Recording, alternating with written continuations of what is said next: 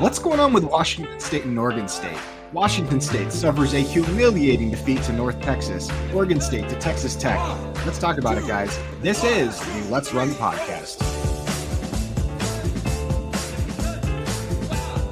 Everybody, welcome to the show today. Thank you so much for jumping on. Please, while you are here, like this video, subscribe to the channel. Wanted to make a specific video about Washington State and Oregon State specifically. There's been a lot of kind of doom and gloom from those fan bases online, and I think a lot of it is justified.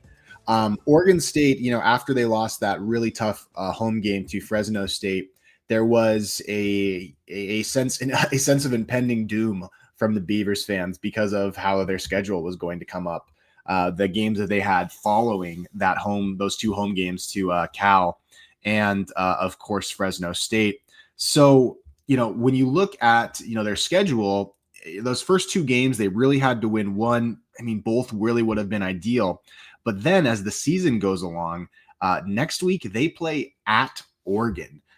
The week after that, I remember they play Houston at home. And I don't know if you saw what Houston just did to Dion in Colorado, in Boulder, but Houston is no slouch either. That game is at home. The Beavers will have a chance at that one for sure. But ultimately, I mean, that's not an easy game to win.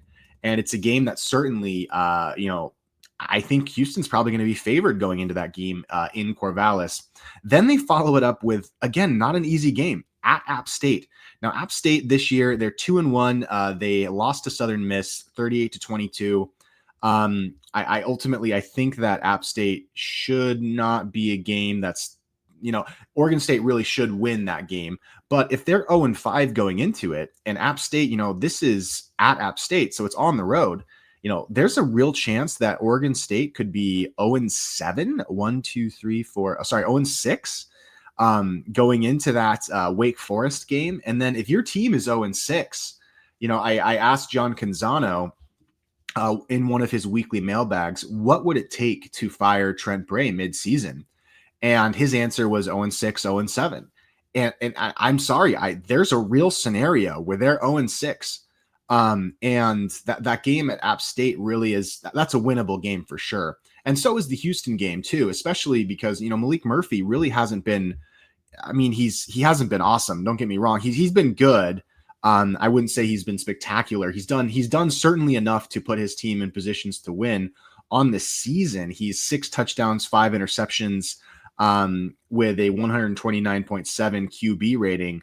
That's probably sounds a bit better than it. Sorry, that probably sounds maybe worse than it actually is because, the Oregon State special teams and the rest of the roster really haven't been helping him very much. But ultimately, I'm a little worried about, Malik Murphy cost Oregon State a lot of money to get.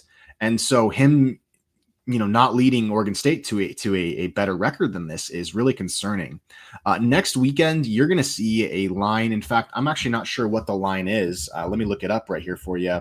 In the Civil War, I believe so. Yeah, Oregon is 34.5%, 34.5 points favorite for Oregon against Oregon State next week. And I would absolutely take the over in that game. I think Oregon, after you saw what they did to Oklahoma State, winning 69-3, I think Oregon could absolutely beat Oregon State by more than not more than what they did to Oklahoma State, but definitely by more than 34.5. Excuse me. And so, Trent Bray, in the offseason, and I talked about this with the Collegiate Sports Advocate a while ago, but in the offseason said Trent Bray's not the guy. They got to fire him. They got to move on. And this was, before the season even started. And now, you're looking at a coach staring down the prospects of 0-6 and 0-7, and things look bleak. And so you have to hope that Oregon State, they're going to lose this game at Oregon. I think everybody knows it. They're walking in like lambs to the slaughter to Autzen Stadium in Eugene. But this Houston game, I really think that Houston game is going to be Trent Bray, not even necessarily coaching for his job. I mean, yes, it will be, but coaching for his job not to be fired during the season. And for a school like Oregon State that is, reliant on Pac-12 funds, that is currently has money that they probably need from the Pac-12 tied up in litigation, that is transitioning into the Group of Five life, firing the coach midseason, having to do a whole nother coaching search when you're 2 years into your G5 experiments, it's brutal. And so Oregon State, I'm very worried about them. And I think that ultimately Trent Bray will last the season. I don't think that Oregon State has the appetite to fire a coach midseason, regardless, even if they're 1-6 or 1-7 or 2-8 or whatever. I think 3-4 wins, because the schedule does, after that Wake Forest game, the schedule does lighten up. There's some guaranteed wins there. And the Wake Forest game, in all honesty, should be a win for Oregon State too. It's just when you have an 0-6 or 1-5 football team, and Wake Forest has not been terrible this year. They were in a close game versus NC State. And they did win their first 2 games of the season. I don't know that that's an automatic win, but Oregon State will be favored and I think should win that one. So their schedule does lighten up. They play Lafayette on October 18th. Then they have their first game against Washington State. That is the home game. And then they have Sam Houston and Tulsa, both of which should be wins. And then Washington State again. So, I mean, a 4 or 5 win season, is that enough for Trent Bray to keep his job? Can he keep his team together? That's really the big question. And I had heard rumors, and, I'm sure that there are some Oregon State fans that maybe can correct me in the comments here, but I'd heard rumors that Oregon State even was taking money away from other players to fulfill their huge financial obligation to Malik Murphy. And that's just not a sign of a healthy football program. So please confirm or deny those rumors in the comments to me, because I'd heard that. And I really worry about Oregon State's future. But I also wanted to talk about Washington State. Washington State, starting out the season, they had a way closer than comfortable win against the University of Idaho. I don't think teams should be judged for their week 1 performances generally, as long as they win generally. But so, they pull that game out. Then they absolutely crush San Diego State in Pullman. San Diego State, not going to be great this year. I think after that first game that they had against, I believe, Lindenwood, I had hopes that San Diego State might be slightly better this year. But really not thrilled with how San Diego State played against Washington State. And I'm worried that program maybe isn't quite as good as I was hoping it would be this year. I think that they have a similar problem to Oregon State with Trent Bray. I think they need to fire their coach, Sean Lewis. But they go to North Texas. And, North Texas is a team that I believe was picked to finish like 3rd or 4th in the American this year. They may have been picked to finish 5th. And, North Texas is a solid program. There's no shame as a G5 program like Washington State is now in losing to North Texas. North Texas was 6-7 last year. They lost a very close game in their bowl game to Texas State.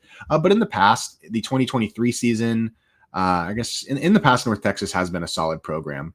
And so ultimately, this result was one of the most shocking results I've ever seen as a college football fan. And look, weird games happen, even weird blowouts happen sometimes, but 59-10, the Washington State football team gets demolished by North Texas.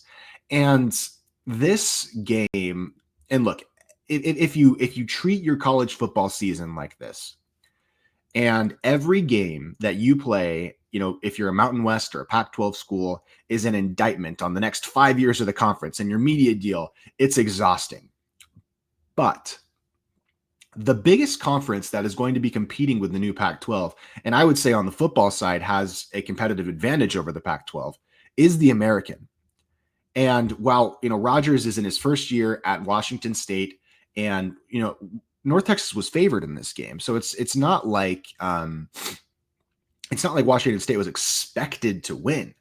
But losing like this to an American team that isn't even one of the 2 best teams in the American is a brutal look for the new Pac-12 and for Washington State.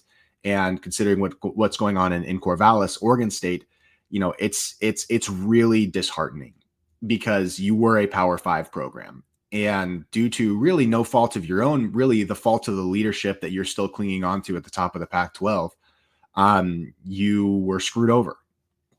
And so Washington State, I really thought after that San Diego State game, I didn't expect Washington State to be great this year. They lost a lot. Losing guys like Mateer in the transfer portal is brutal. But this next week against Washington could be really tough. And, that's the Apple Cup. It's a really fun kind of rivalry game. Washington State does get this game at home. And so, I don't expect Washington State to win this game. I think it's impossible to say that they're going to win this game, but they need to put forward a good effort against the Huskies, because it's you are trying. And I said this point online because I had a Pac-12 Battle Cattle. I don't know if he's watching this, but he was saying, what does Washington State and Oregon State have to play for this year? They're essentially independents. They're in limbo. A lot of their players are leaving. They're in this crazy transition period. Why should we take what's going on with Washington State and Oregon State seriously, considering the dire circumstances that they're in? Well, first of all, both of those programs, because of the Pac-12 war chest, because of the distributions that are still being paid out to the Pac-12, have really significantly higher budgets and football operating budgets than most of the group of five schools that they're competing against. I think I would say Oregon State, in terms of the group of five, easily probably, besides maybe one of the military academies, because their budgets can be kind of weird sometimes. You have financial advantages still over the group of five competition that you're going up against. And yes, independence sucks. I was a BYU fan during their period of independence. And once you lose a game, it's really tough, because once you're out of that kind of New Year's Six college football playoff contention, and you don't have a conference to play for, it's tough to keep motivated. But more importantly, the media deals, whatever they're being paid by the CW, that hasn't been announced. That may be because those details just haven't been ironed out yet, and the CW and the Pac-12 are continually negotiating. What CBS is paying the new Pac-12, they will be a partner with the new Pac-12, but how much are they being paid? And not to mention the other partners, you're going to need more than two that you're still auditioning for.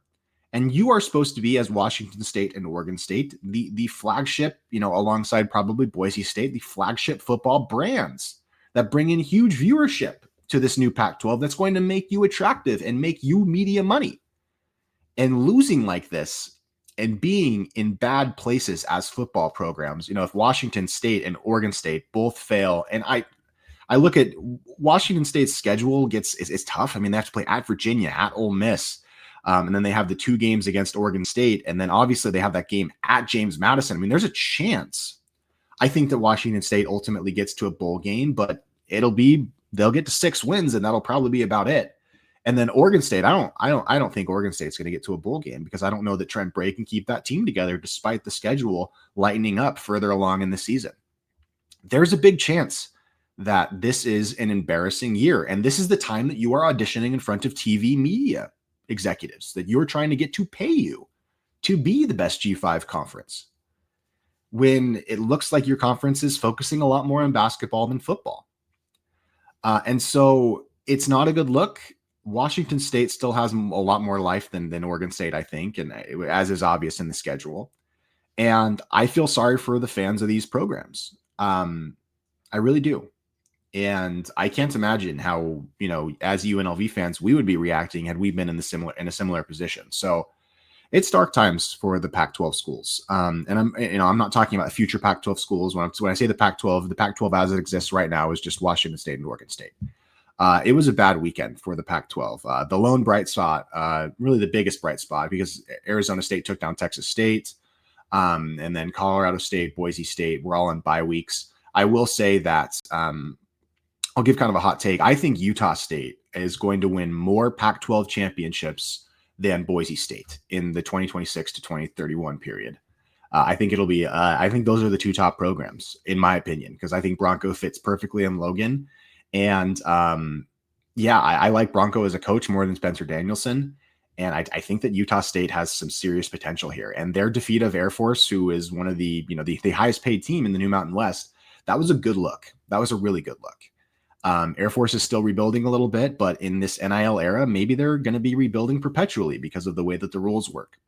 So Calhoun's got his work cut out from him. I think he's a great coach, but Air Force, that Utah State Air Force game was a good result for the Pac-12 this weekend. But I think overall, besides that result, even though that was a good result, besides that result, it was an awful weekend for the new Pac-12.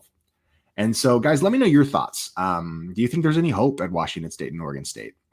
I do hope that you will subscribe to the channel and just put your opinions in the comments. I'd love to read them, and I will respond to as many as I can. So have an awesome week, and let's run.